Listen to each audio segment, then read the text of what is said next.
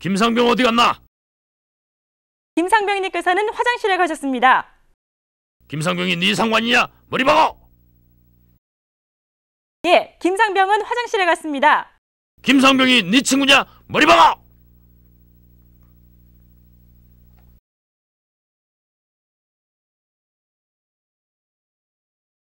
우리는 웃어른과 이야기를 하거나 웃어른의 말을 다른 사람에게 전할 때 높임말을 어떻게 써야 바른지 당황할 때가 있습니다. 우리말의 존대법은 외국인들에게도 상당히 어렵다고 합니다. 이 존대법 중에 어려운 것에 압존법이라는 것이 있는데요. 이는 두 사람 다 높여야 하는 대상이지만 그 두 사람 사이의 위계 질서에 따라 어떻게 하는 것이 바른 존대법인가 하는 문제를 다룬 것입니다. 그러면 오늘은 압존법에 대해 알아보도록 하겠습니다. 일반적으로 압존법은 두 대상자가 다 존대돼야 할 경우이나 더 높은 대상자를 더욱 높이기 위하여 다른 덜 높은 존대 대상자를 일부러 낮추는 것입니다. 예를 들어 며느리가 시어머니 앞에서 남편을 주체로 하여 말하는 경우 아범이라는 말을 쓰는 것이 이에 해당합니다. 어머니, 오늘 남편께서는 늦게 오신다고 했어요. 어머니, 오늘 아범은 늦게 온다고 했어요. 현행 고등학교 문법 교과서에서는 말 듣는 이가 주체보다 더 높을 경우엔 시가 쓰이지 않음이라고 명시되어 있습니다. 하지만 일부러 의식하여 시를 쓰지 않는 경우에는 어색한 대화 상황을 만드는 경우도 종종 있습니다. 다음과 같은 경우는 어느 것이 맞을까요? 이 부장님께서 그 계획안을 내셨습니다.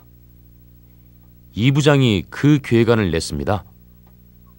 회사에서 대표이사에게 사원이 이 계획안은 부장이 제안한 겁니다 라고 말을 한 경우 틀린 말은 아니지만 자신의 직속 상사인 부장에게 존대하지 않음으로써 버릇없는 사람으로 보일 수도 있다는 것입니다.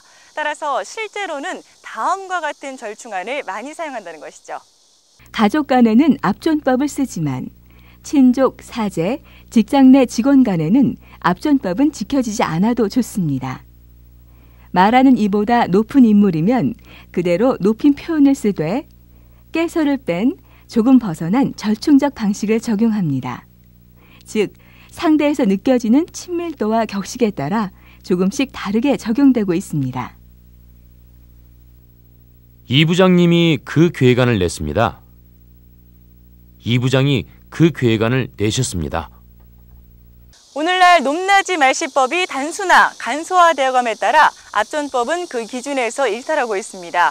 즉 제3자의 주체도 더 높은 상대자 앞에서 자연스럽게 높여 말하는 것이 습례가 되고 있습니다. 그러다 보니 존댓말을 써야 할지 반말을 써야 할지 난감한 일도 생기는 것입니다. 일반적으로 가정이나 학교에서는 압존법이 잘 지켜집니다. 군대는 좀 다른데요. 지금까지는 계급에 따라 압존법을 썼지만 이것이 일제시대의 잔재라고 하는군요. 군대나 직장 같은 공공 영역에서는 압존법을 적용하지 않는 것이 좋습니다. 즉 말하는 이보다 높은 사람에게는 다 존대어를 쓰는 것이 바람직하다는 것이죠.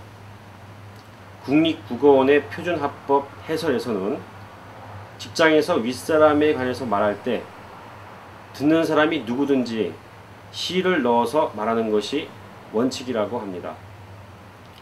하지만 이때에도 깨서는 제일 높은 사람에게만 쓰거나 공식적으로 높임법을 써야 하는 상황 아니고는 잘 쓰이지 않습니다.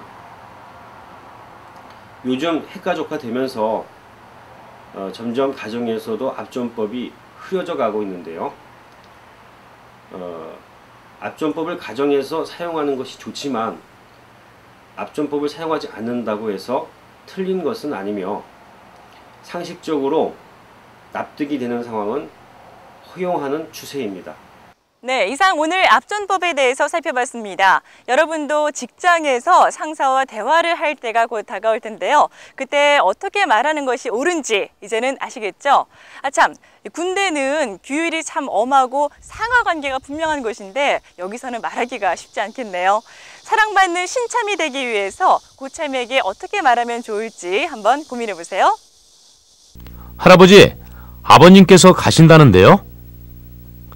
할아버지, 아버지가 간다는데요? 어느 것이 맞죠?